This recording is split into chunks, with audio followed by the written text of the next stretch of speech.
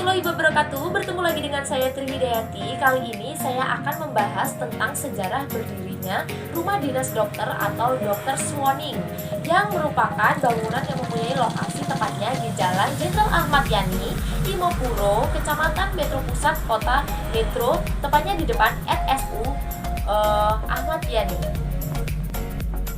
Adapun tujuan dibangunnya Dr. Suwoning ini yaitu sebagai tempat tinggal yang diperuntukkan bagi dokter pemerintah yang bertugas memberikan pelayanan kesehatan di pusat kolonisasi Sukadana yang dibantu oleh para Menteri Kesehatan.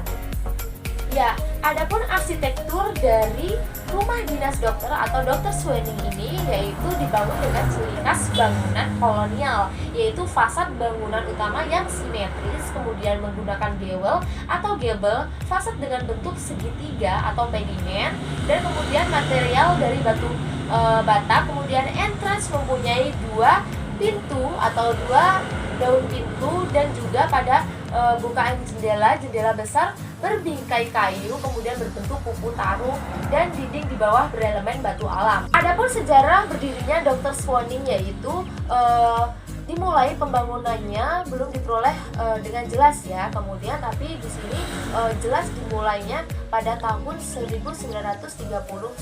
Surat kabar The Indis Koran yang terbit pada Maret 1939 ini mewartakan tentang rencana pembangunan sebuah rumah dokter atau Dr. Suwoning di Metro. Kemudian surat kabar dari Koran pun terbit pada April 1939 mewartakan tentang seorang yang diangkat sebagai dokter kolonisasi, yaitu Mas Sumarno Hadiminoto, yang diberi tugas dengan pelayanan kesehatan bagi para kolonis di pusat kolonisasi Sukadana.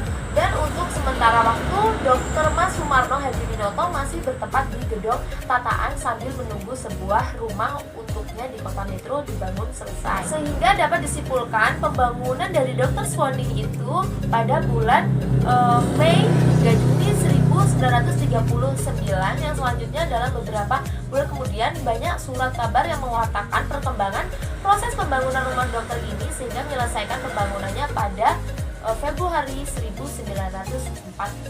Pada tahun 1972, bangunan rumah dokter atau Dr. Suwoning ini mengalami renovasi dalam skala yang cukup besar, dan kemudian pada tahun 1997 rumah dokter berada dalam pengelolaan Badan Keuangan dan Aset Daerah.